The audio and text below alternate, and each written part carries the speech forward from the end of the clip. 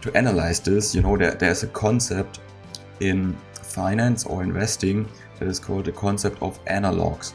And the idea here is that history does not repeat exactly the same, but it rhymes. So meaning patterns in the past, they occur in the future as well, but in a little bit different way. Now, for Bitcoin, we can make the same analysis here. So, for example, the last sell-off we had, last bear market, it was going from here to here. So we basically had an 83% sell-off, roughly. Now, if we do the same here and we have an 83% sell-off, then we basically come here in the start of the move, basically. And of course, this is a support zone, because we have here some highs and the start of the move. And so this is what can happen. And you always need to prepare, because in investing, there is no certainty. And the number rule of good investors, they recognize that the future is uncertain. They have no idea where the markets are going. No one has it. And if you really understand this, it will make you much better as an investor. But what you can do, of course, is use the analogs. For a worst case scenario, is that likely that we go down to 83%? To be honest with you, I don't think so. It can happen. I think what is much more likely is something like this, where we have this consolidation range, and where is my here we have this consolidation range. So basically we have these this high and this low, and price is consolidating, and you see we ticked a little bit above, went down. And something like this can happen as well, that we take out these lows and all people are thinking, oh shit, this is about to blow up, everything is going down. Then we have a sharp move higher, and then it goes up.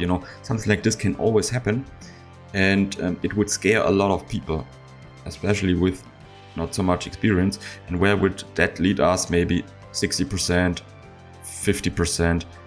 In the grand scheme of things, I don't think this is much. Of course, this would mean another 30% max sell-off. I think something like this is plausible. You maybe even get a wick down a bit more, something very aggressive, but it's so short term. It really, in the grand scheme of things, if you're just holding, and if you're not a trader but a long-term investor, it does not affect you. Of course, there will be panic, but if you just stick it out, in no time, I think this will be going up higher. But this is what you have to be prepared for mentally, because psychology affects your investing results massively. Because if you sell here, if there's panic and you just think, okay, this is not worth it, it's just the experience and the know-how. And this is exactly what I'm about to teach with my channel, and also my business on h2intel.com, that you just learn the stuff, be a better investor, and I think everyone can really do it. And now let's just look exactly here what can happen else. Now the other thing is, okay, you can have this 85% drop down, but the other scenario was, okay, we have this in total 50% drop. So this is scenario 1. I think unlikely. Scenario 2, this could definitely be the case, but we can still maybe get a little bit more down and then have a move up. So this is, I would say, scenario number 3, move up. But in any case, no matter if we have scenario 1, 2 or 3, of course, the pain is high, but the question is, will it then go down forever?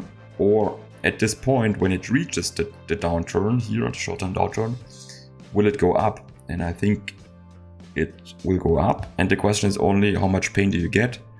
As I said, scenario 1, I think a bit more unlikely for various reasons. We can go into that, but I think scenario 2 is more likely. Scenario 3, I don't know. Could happen, may happen.